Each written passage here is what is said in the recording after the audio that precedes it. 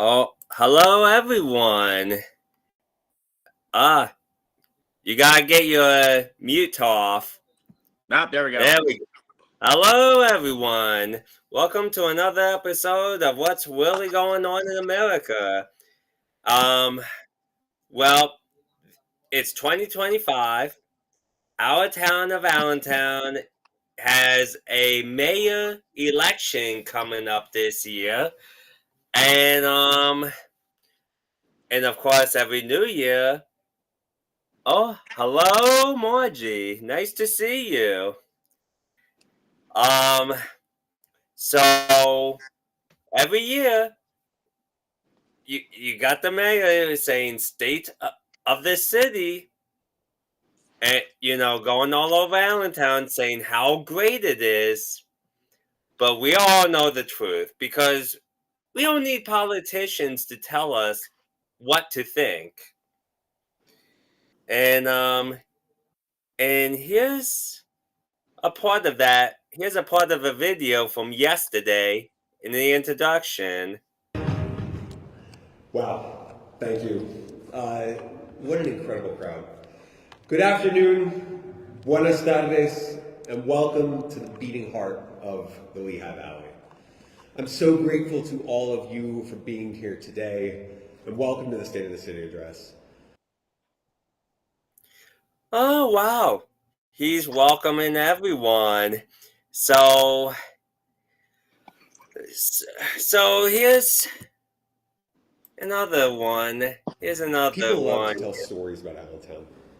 There's a story about hiding the Liberty Bell here. There's a story of JFK speaking at Center Square, and of musicians like Dolly Parton playing at the fairgrounds or Pick Your Favorite Act, or bands like the Ramones playing at the Sterling Hotel, according to one story, or it might be at the Croc Rock, according to another. You never know. Sometimes they're not easy to pick apart. Because some of them are myths. There's myths, and maybe it's a story, maybe it's true, about how every one-way street in Allentown is designed to take you back to 9th and Hamilton, to the front door of Hess's. You've heard that one, right? There's also one about how John Lennon used to grab his young son Julian when they were living in Manhattan, and they'd come to Allentown, to the Lehigh Parkway, to walk in peace and to get away from the hustle and bustle of the city. So you did hear the part where he said myths in the stories in Allentown, right? Oh, he's still talking on my end. I can't get over his haircut. He looks like an evil genius from like a comic book movie series, and a cheap one at that. Well, listening to that, there's the part of that clip. You hear the part where there's true and myths in the stories being told in Allentown. Well, we're going to be hearing a few myths today from the mayor himself with some facts. I mean, we did hear some facts in there because you cannot erase history no matter how much you truly want to. Unless, of course, you're in a history class and you're being indoctrinated with lies. Well, that's a whole different story. That's our new normal. I mean, I don't like it. It never happened, and that's just what we do. We should try that on anywhere other than the left because it seems to be working. It's like, hey, that thing happened. I don't like it. I looked bad. It never happened. And now here's another clip about stories and facts. Stories. And today, I'm going to share a real story about Allentown. It's one that's truthful, and it is rooted in facts. It's a story that's a lot different from the stories that people tell you about our city today, many of which are fanciful and definitely fiction. All right, here we go. Stories are facts, and then, of course, some are fiction. Now, this is exactly what Mayor Tuck is going to be telling, as we go through some of the issues of Allentown. And it's safe to say that we do have, we don't have like a crime rate like New York City does, However, our employment sucks because people are not getting hired for good jobs, and they're getting and then businesses are not prospering in Allentown. Many are going out of business because no one can afford to buy this stuff. And then they can't afford to pay the high taxes. And it just sucks. You have the taxes, you have the regulations, you have the licensing fees, you have the fact that you have no clientele that has disposable income. Unless you're a warehouse owner that wants to fill it with warehouse workers, that's about all that you're getting within that area. Bethlehem's the same way, Easton's the same way. It's coming up my way towards Northampton, and I don't have the answer. I really don't. It's, it just seems okay. We're gonna just be nothing but warehouses and gas stations soon. Mm, yeah, that's basically it. And it's almost like the government wants that. Like, turn us into slave laborers. Remember, we will own nothing and we will like it. Welcome to the third world America. So speaking of that, here's a clip from Stories about Allentown, we all were writing the script and setting ourselves up for the next chapter. So here's where we stand right now. Today, Allentown has its lowest level of crime in recent memory. Allentonians are employed at higher rates than they've been at any point in this century, leading to income growth in Allentown that has outpaced the Lehigh Valley. A safe, secure environment is promoting business investment across the entire city, leading to the city of Allentown's best financial position in decades. And we're not done yet.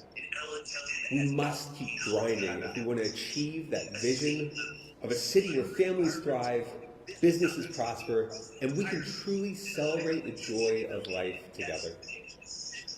This is the real Allentown, the truthful Allentown, the story of Allentown right now. Yeah. I want to see the numbers. I want to see the actual numbers, because we talk about this at great lengths at work, where they'll say something that is technically true, but it's not, because they're using a set of statistics that are skewed in their favor. And we all do it. Left, right, middle. We're all going. If we want to make a point on something, and we need numbers to back it up, we're going to find whatever study backs up that. So, what kind of crime is he talking about? Is he singling out a single charge that, oh well, that's really, really low, so we're going to use that number because technically I'm not lying. It's a crime, and it's low as it's ever been. Because I'm pretty sure there's been a extreme low of horse theft in Allentown in recent history. And that is true. I guarantee you that is true. Horse theft is at its all-time lowest in Allentown. And it's 100% true fact. But it's not relevant because, well, why is horse theft down? Well, because nobody rides horses around as transportation anymore. Bet you car theft's up, though. Or converter thefts. Yeah, joke's on them. They're going to crawl into my car for no reason. Oh, yeah. So we got a comment here. Seriously, warehouses and gas stations. Lehigh Valley has a serious culture deficit. And this is from Leaf Vernaculum. I probably, butchering the name, and I do apologize for it if I am. And also Margie Flower says, "Damn, he does look like a cartoon villain." He really does. He looks like, the business first villain of like a Batman cartoon. Yes, and he just doesn't look as good. Probably a Batman villain cartoon from the 1940s. That's what I'm saying. Extremely low budget. Extremely low budget. It'd be like I don't know, random Birdman villain. Yeah. So, and then of course, employment all-time high, low-paying jobs where you have to, go in like 3 or 4 jobs just to make it. That is something we like to call bringing slavery through the workforce. So one of the things I learned about the unemployment numbers, it's a very, very easy number to fudge in however favor you want it to be. Generally, when they talk about unemployment being at an all-time low, they're basing that off of the amount of open unemployment claims. So remember after COVID, they said, we are at an all-time low in unemployment right now. That's because everybody's case files timed out. So you had a bunch of people drop off of unemployment. So it made it appear that less people were unemployed. No, it was just that there were less people on unemployment. Because unless there's a physical human being or, they can 100% with certainty know that every single person is answering said questionnaire of, if I'm working, am I working part-time? Am I working full-time? Am I working multiple jobs? Am I not working and just not collecting? Things like that. That's where those real numbers are going to come from. Because, like every time I hear so-and-so created 10,000 jobs this last week. What were they? Generally, when you have a jobs report that talks about gaining, an increase of jobs, it's nobody tells you what they are, and ever. And most of the time, especially a certain party that tends to lean a little away from the way I feel, they're going to use government jobs. They say, oh, we hired all these people. Okay, so you've created a tax burden. What are these positions that they are filling? Is my tax dollars going to this person benefiting us or not? Some people are going to say, well, those people needed jobs. We gave them a job. Okay, but we just created a position out of nowhere for nothing. If we're going to waste the money, I'd rather just give them the money, personally, because at least at that point, there's no vacant seat when that person moves on for them to come in and go, oh, we need to fill this seat now. He just grows and grows and grows, and now we are where we are today. Speaking of unemployment, let's listen to the next lie.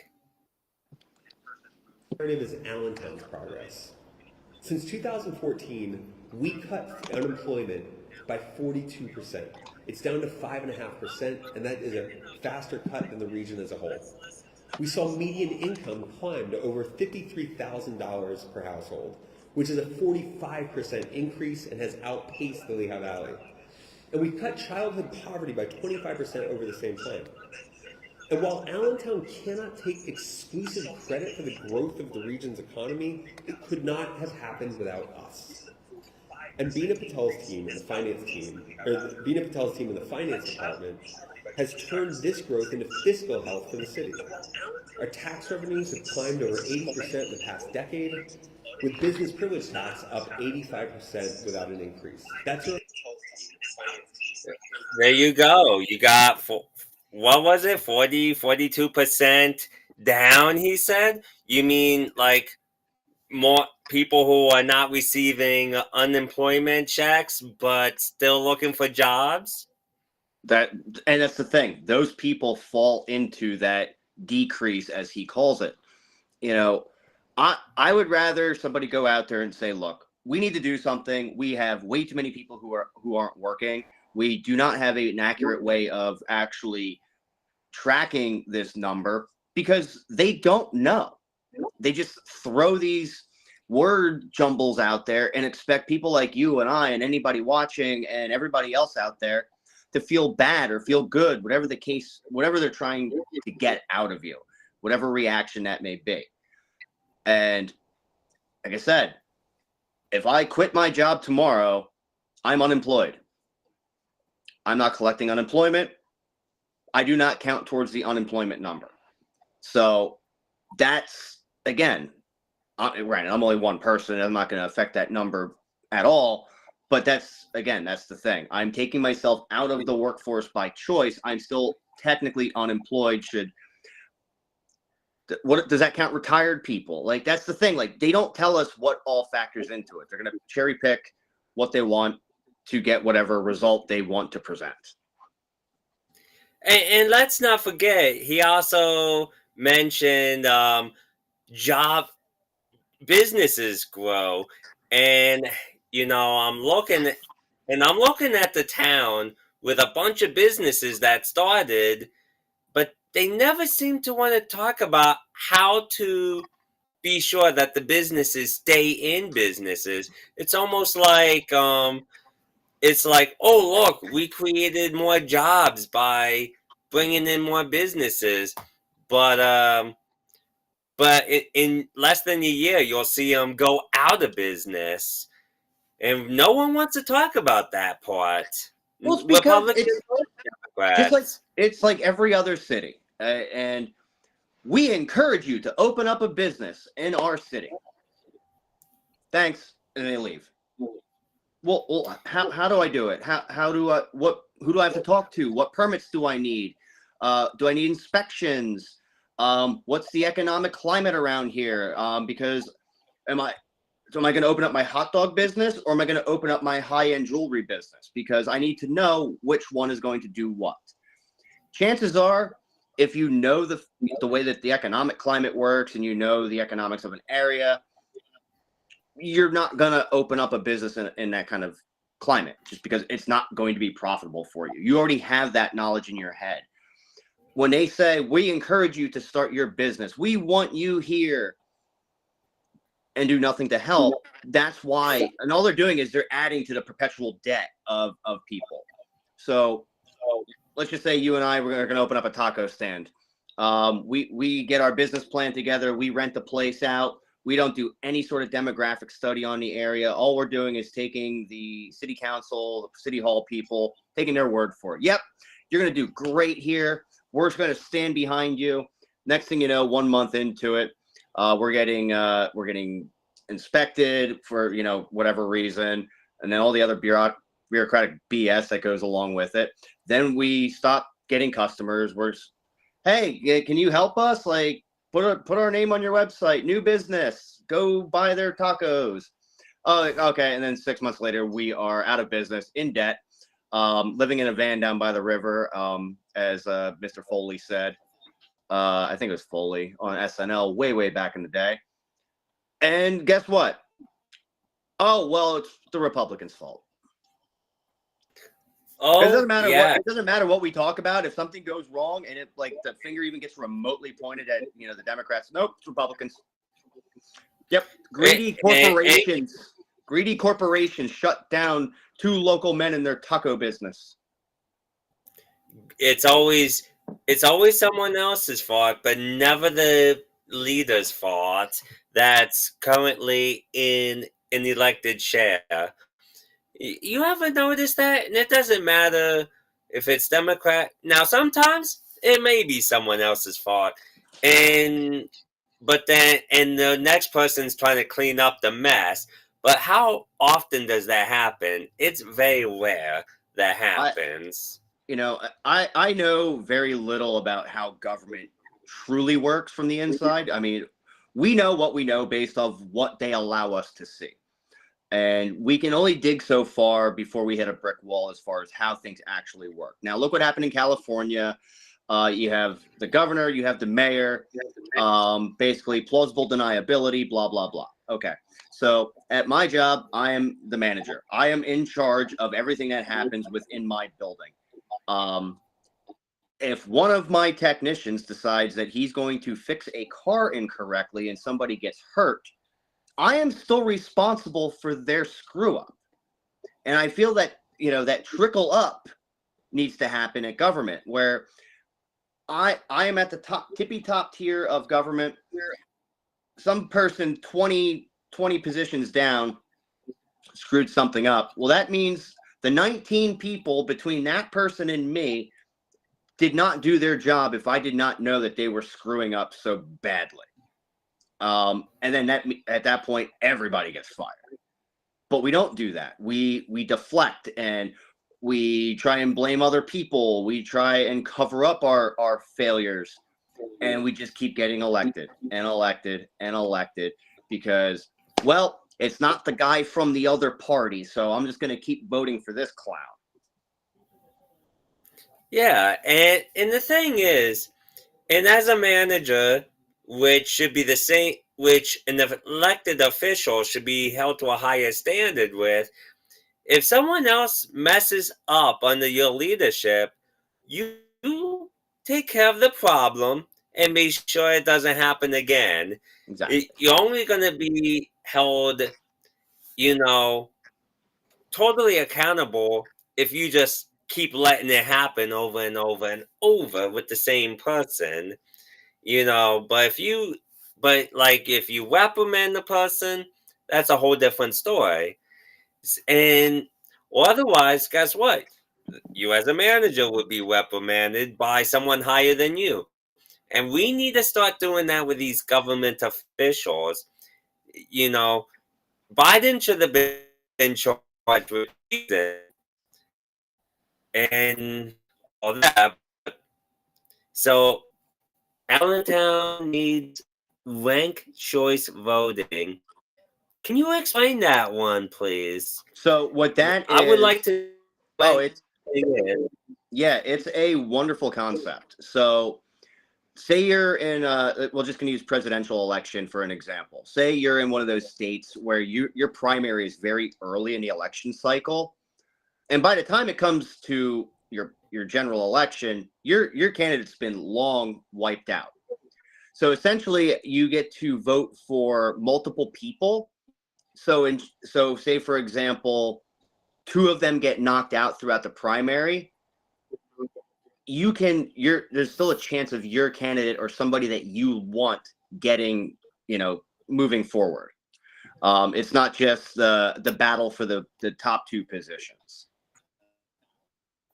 It would also, kind of force people to either stay in the election longer, which I hate when people drop out so early.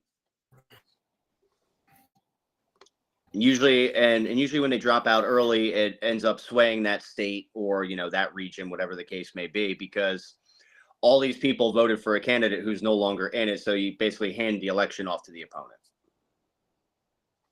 Okay, so another comment. Yep, PA is too late and we don't matter in big primaries. Pretty much. And by the time it gets to us, we're essentially voting for who we want for president at that point. Because there's no point in even But also, exactly. The parties can adopt ranked choice at the state level. Nothing is stopping them. Virginia Republicans already do it.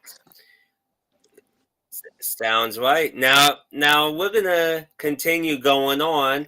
Now, hear what Mayor Turk says about crime in Allentown. And please, if you live in Allentown, I would like to see your comments on this. The story of Allentown right now. And here is the truth. Our police department, under Chief Charles Roca's leadership, has cut violent crime down to almost half of what it was 10 years ago, and by 25% from when he and I started. Wow.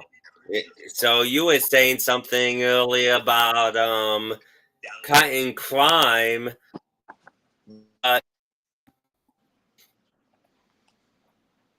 But put it. Well, there's another way of cutting crime. About stealing, crimes down from stealing horses, even though it's not relevant. Well, even the other way you lower crime is, okay, where is my biggest number of offenses? Simple possession charges used to be a real big thing. Well, when you decriminalize certain things where your simple charges came from, which would either just be a fine, maybe a weekend in jail or something, nothing what I would consider major. You pull those numbers out of the equation, guess what happens to your numbers overall? They come down. They come down because you stop prosecuting. You made something illegal legal. So you essentially got rid of those big numbers for your offenses. Now, I personally, you know me, I'm pro drug. Let people do whatever they want. I don't care. And I think that would also solve a lot of problems elsewhere, but that's not part of this problem. But these cities who have done the decriminalized marijuana, or provided loopholes as far as the med cards, things like that, those were always huge enforcement numbers. That was which I feel was an overstep of government. It was an overstep of the police, and the fact that they would use something like that to obviously make themselves look like big strong people. But like I said, you decriminalize something that was once criminal or just charged and whatever for all these people. All right, now all those people are no longer breaking the law. Guess what? You're not longer charging them. It brings your numbers down. You took the crime out of the equation. The crime didn't go away. You just stopped saying it was a crime. That's it. Yeah, that's an interesting point of putting it. I mean, how many laws got reversed? Like, people want weed to be legalized, and is it legalized in Pennsylvania now? No, Not yet. no. It's Okay. it's legal medically. At state level, it is still illegal for recreational use. I believe. I know they're pushing for it, but I think that's more of just like an election year. Hey, we're going to legalize marijuana, and I've been hearing that for 20 years. It's never happened. And honestly, people, I don't care what your state does. It means nothing because it is still illegal federally. So until you push your representatives in Washington to either legalize it or reschedule it as something else, because right now they have it scheduled up like it's heroin, and hardcore narcotics, but yet we see all the medical uses for it. Nope. Also, all your dispensaries, they are one dot of a pen away from being raided by the federal government. They cannot put their money into banks. They cannot legally prove their income. That's why it's always cash, because they can't accept credit cards because that violates federal bank law.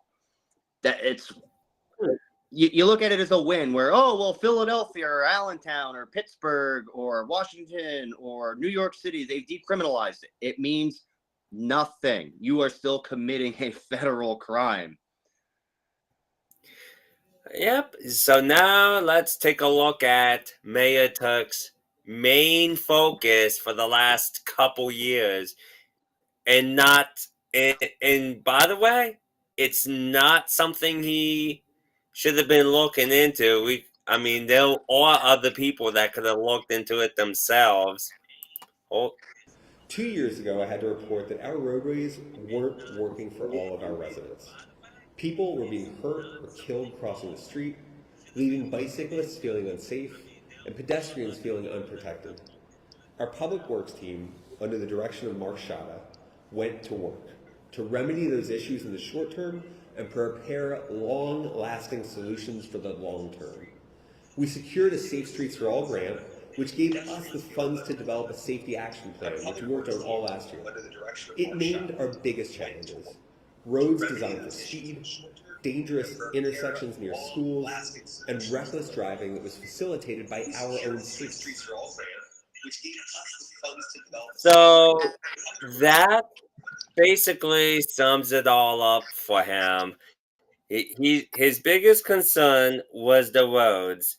And I'm not saying they're not important at all. And I'm not saying road safety is important. But I would have said to the people, come with a proposal for me, and we'll see if we can implement them. I would have given the task to someone else, not do it as a mayor, not be looking at it as a mayor, because there's a lot of other things that needed to be thought about, and we'll get into that at the final clip, Yeah, I mean, which we're almost there. it's nice hearing him say that he cares and that he is personally overlooking things. All I hear is I'm micromanaging and I'm spending a shit ton of your money. When in his position is, okay, you're in charge of this. Go do this task. Check back with me in whatever time frame you want it to be, or check up on him in whatever time frame it's going to be. Because if you need to, same thing with my job. If I have to hover over you to make sure you're doing the job I hired you to do correctly, you're probably not qualified to do that job. So either he doesn't want to do his actual job, so he's going to micromanage. Doesn't have faith in the person who's supposed to be doing that job, which then he needs to then step up, do his job, and fire that person who cannot do the job, and then replace them with somebody who can. Or just, go up there and be like, I don't know what the hell I'm doing. I'm just going to spend money. And somehow, some way, I'm sure if we follow a trail, just like every other politician, this is not a left or a right thing. This is pretty much all of you high-level scumbags. We know you're lining your pockets in some way, shape, or form with some sort of kickback. We all know you're hiring your buddies to do whatever projects you can get them on. Yep, and basically, so with the lies about the job growth and the business growing in numbers and all that, all them lies. And then of course he wants to cover it up with, oh, I'm so concerned about the roads and the safety of people. Well, I mean, people all walk in the streets, but a lot of them are homeless people. And I've actually said something to him about maybe working with the Operation Address the Homeless, but he did no such thing, and he does nothing to help. I just realized, and of course, I just realized what his idea is by getting the roads done. He is technically making things safer, because when you get attacked or somebody starts shooting at you, you got cool, fresh, no pothole blacktop to get the hell out of the city. yeah, well, so speaking of lining their pockets and having more control, listen, now this is how government gains control of the people. And this is something I'll announce it closer to the end of the podcast, but here's how they gain control when it comes to employment with parents, single Tackling parents. the child care crisis, because we know that parents can't work if they can't if they can't find affordable care for their children. They can't. So we know that they cannot go to work if they can't find affordable care for their children. It's almost as if they want that to happen. They want to make it tougher for single parents to go to work and earn a living. And here's the thing.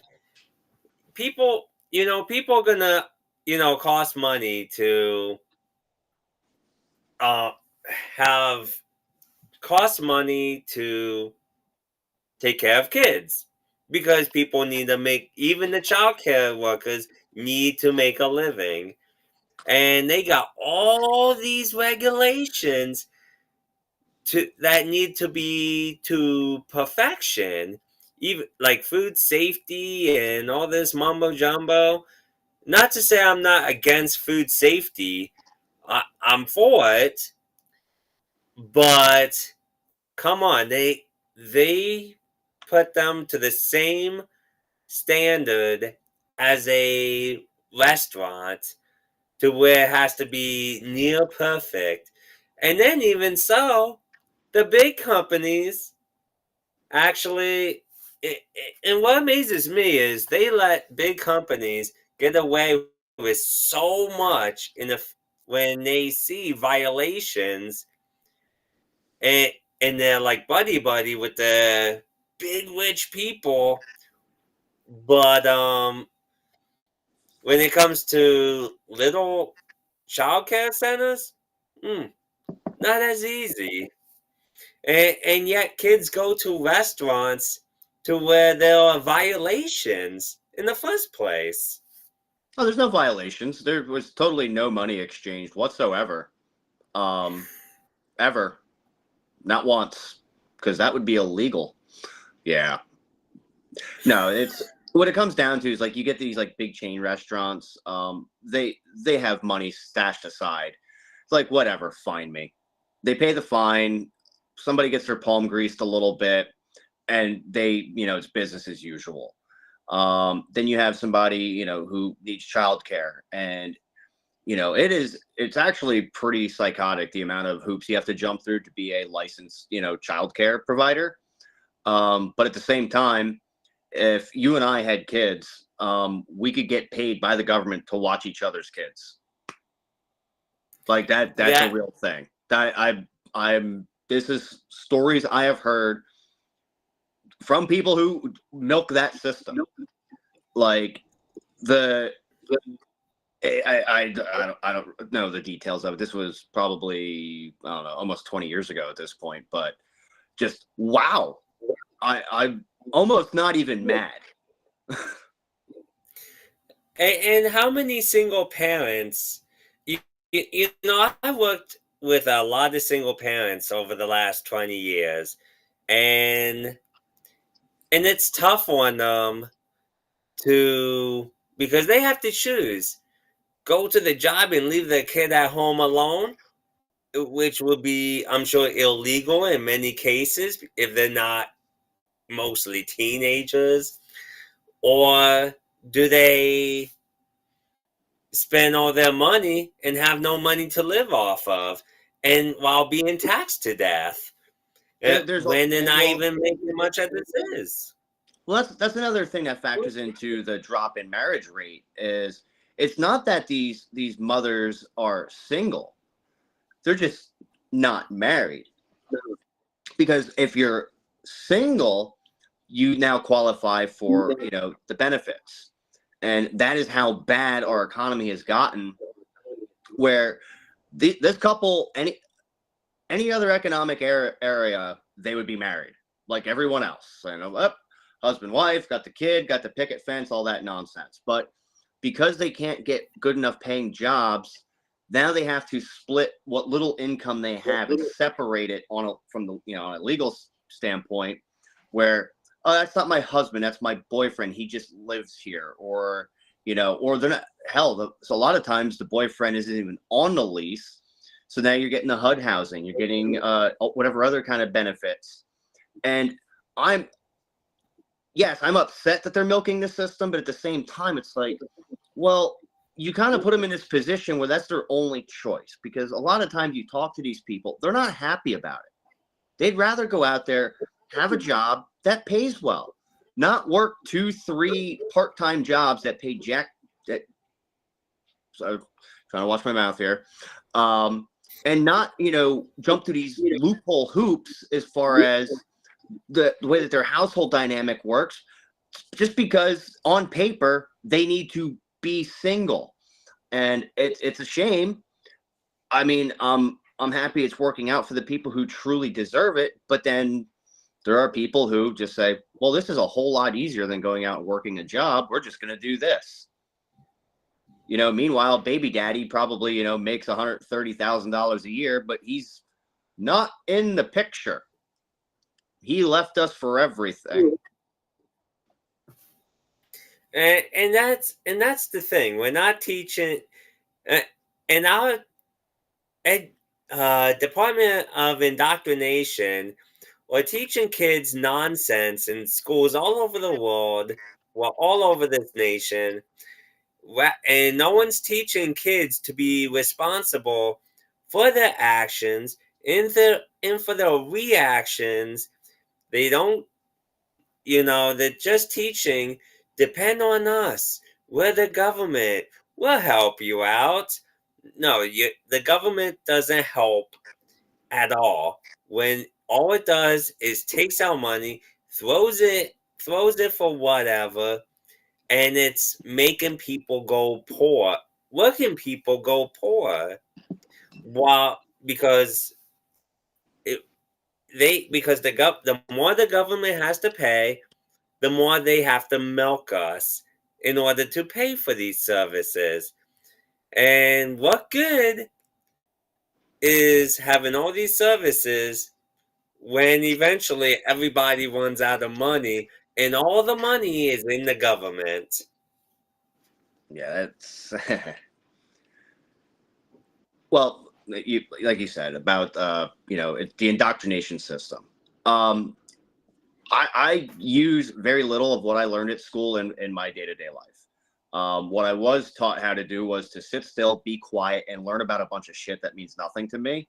Oh, and by the way, we're going to quiz you on it, and we're going to give you a grade.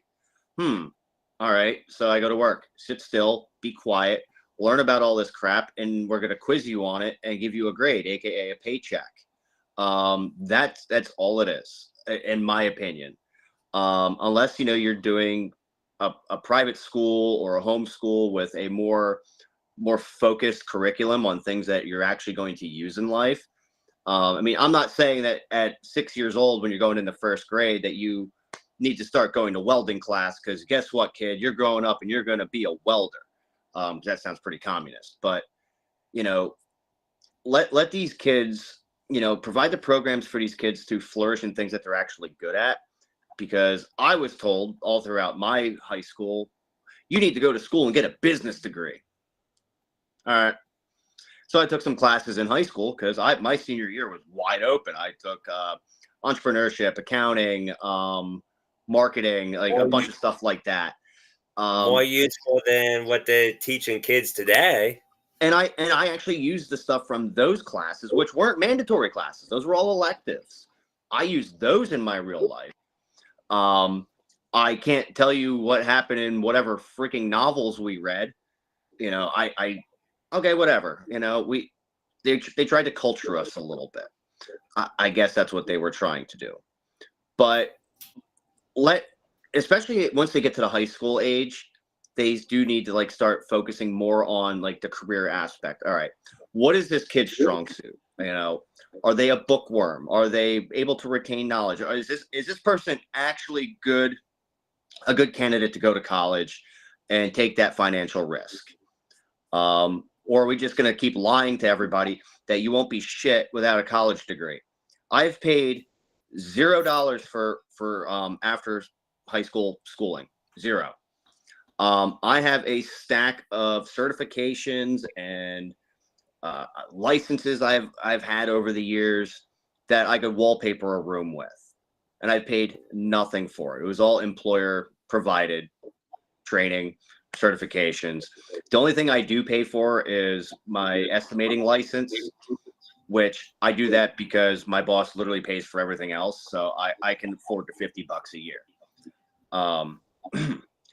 But I'm doing fine. I'm not doing great. I'm not driving around in brand new cars. I'm not living in, some big freaking mansion. But guess what? I'm also within my means. Okay. I chose this career. This is what this career will allow me to do and have. And I stuck with it. I'm not going out spending $100,000 on a pickup truck because I want to look cool to the neighbor. Because I can't justify it. Meanwhile, go to college. You're teaching these kids right out of high school. Spend. Because if you don't spend, people are going to judge you and they're going to think you're a piece of crap. Yeah. And they're going to think you're a piece of crap regardless. I mean, people think I'm a piece of crap, but guess what? I did it for free. Well, here's the final issue. And this is the most important one in Allentown. and allow us to focus our efforts on predicting problems before they grow out of hand. Now, I've talked about some incredible progress, but there's one area that continues to be of concern. It's housing. We are the second most popular housing market in the country, according to Zillow. The second most popular. But there's another side to that story. Our housing needs assessment showed that we have the third highest home price growth nationwide, behind only San Diego and Hartford, Connecticut. And that's leading to real hardship now. So we're going to employ a homeless services coordinator to make sure that we're all on the same page when it comes to meeting the needs of a growing population. A homeless coordinator.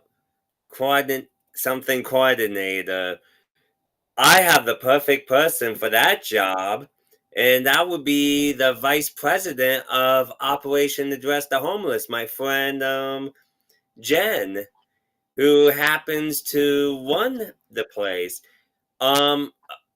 Before I even started my company, no, wait, actually, slightly after I started my company, I took pictures of the pallet community, like these pallets where where homeless people can eat, sleep, live in temporarily, until they get back on their feet. It would have air conditioning, heat, a bed, a closet, and plug in their cell phones.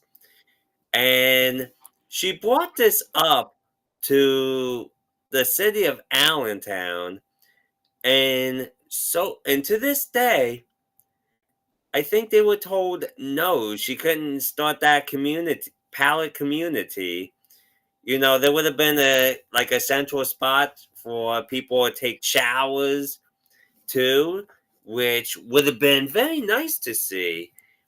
And all Allentown had to do was give them some land to do it.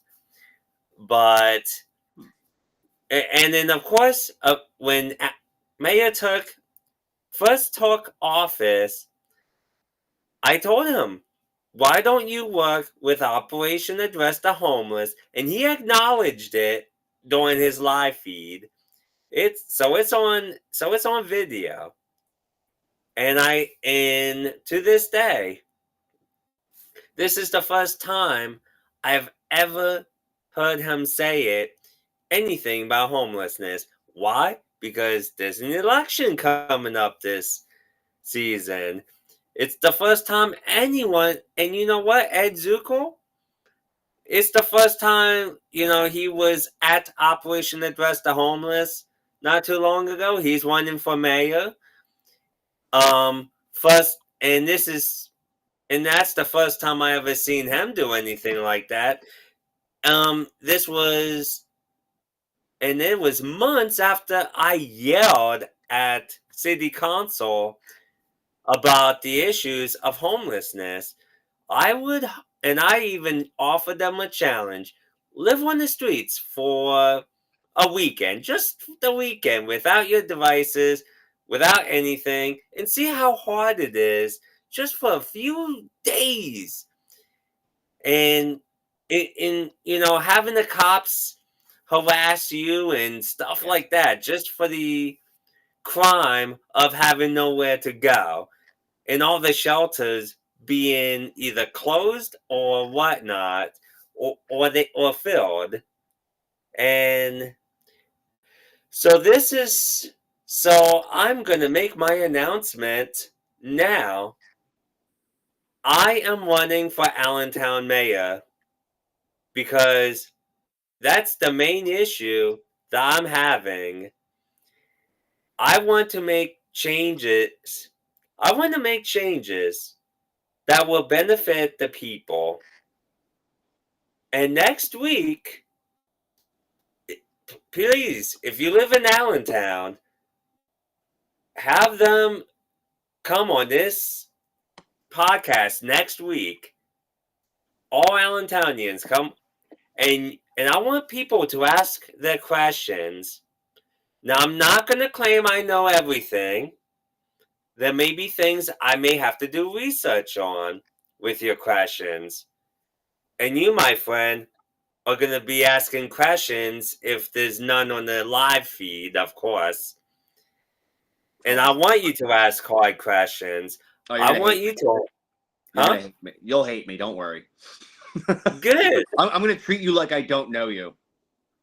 Well, I want you to treat me as anyone else that's running for office because What? I want that accountability. I welcome the accountability that no one else running for office will ever do. So, so by all means, tell all your friends, tell all your family in Allentown, have them come on the podcast next Tuesday. Ask me the hard questions. As I said, I'm not going to claim to know everything. So if I don't know the answer, I'll say I don't know now, but I will do the research and get back to you. And this will be the first time I ran for anything because we had some glorious years in spite of our problems, but now the problems has escalated to the point where I'm doing something I don't want to do, but because I love people, I want to do what's right for you. And that's what it comes down to. You know, sometimes you just have to. I hear all the time, oh, I don't want to get in politics. Well, neither do I. But the thing is, if I don't, how are there going to be changes? And who am I going to depend on to make those changes? Career politicians that are so out of touch? Out of touch politicians are extremely dangerous. Career politicians are the most dangerous people you can have in office. Yeah, if we haven't realized that by now, we never will. And I love the fact that love him or hate him, Orange Trump, he definitely let everybody know that you don't need to be a politician to run for office. Because I mean, wow, 2016, that dude was the furthest thing from a politician. And even with his political experience that he has now, he still does not fit into that class. And that's my draw towards him and people like him, people that are going against the grain. Because we've watched it and we've talked about it. People on both sides of the aisle despise that man. And that's when I say, something good's going on here because both sides are upset. And that's exactly it. And you know, he's a bit of an inspiration. Now, I don't agree with everything Trump says and does. You know, and that's okay. At least he's doing more for the American people than any other president. And what we need is people to become governors, mayors, city council, commissioners at large, and other positions, all local governments, because because the president is not king. You may, as a mayor or even as city council, you would have more power than Trump. So this is exactly why we need to help Trump more than ever to make our nation great. And yes, I'm going to run on make Allentown great again. Because Mayor Tuck's not doing it. In fact, he told me he hated that shirt. Oh, I'm so sad he hates my MAGA shirt. Well, unfortunately, he doesn't really have a leg to stand on because it's not even just Allentown. It's pretty much all big cities.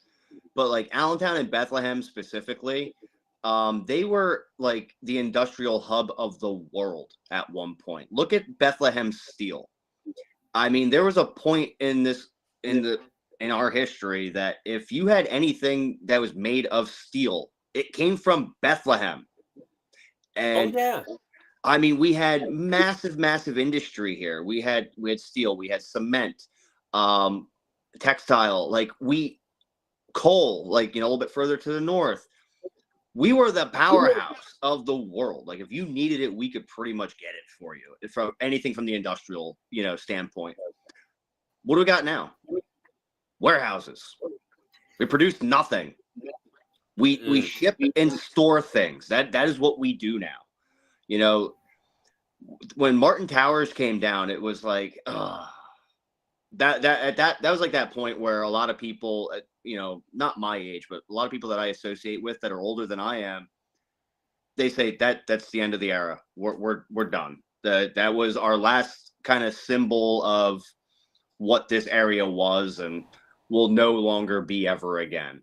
Now you have a couple of you know, old abandoned buildings with a movie theater next to it in Bethlehem to remind us, like, yeah, we used to do cool things, but now we're just a bunch of whiny punks, you know, that get you your Amazon package in 2 days sometimes. Well, we came to the end of this episode, but next week, you will bring in, so on Rumble, YouTube, locals, and by the way, my buddy started Pickaxe, and that's a free speech, not only free speech, but free reach. I barely use it. I use it for these videos. And I'm already at 17 followers, which is something you never get easily done. You're never that much heard unless if you use social media all the time on all the other platforms. But Pickaxe is a little different like that, and it's good. So I highly recommend you subscribe to that. But yeah, as I said, please, you know, get your friends, get your family in the city of Allentown to get on here, and feel free to come with your questions. I will answer them from the live stream.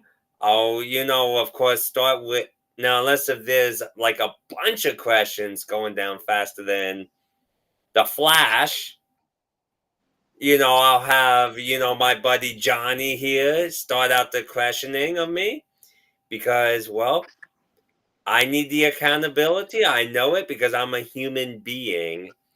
And I want to be sure that I do right by the people always as part of the job of being mayor. Stop being honest and making sense. You're going to scare people. Well, everyone, until next week, we will see you later. Have fun, everybody. Don't drink too much.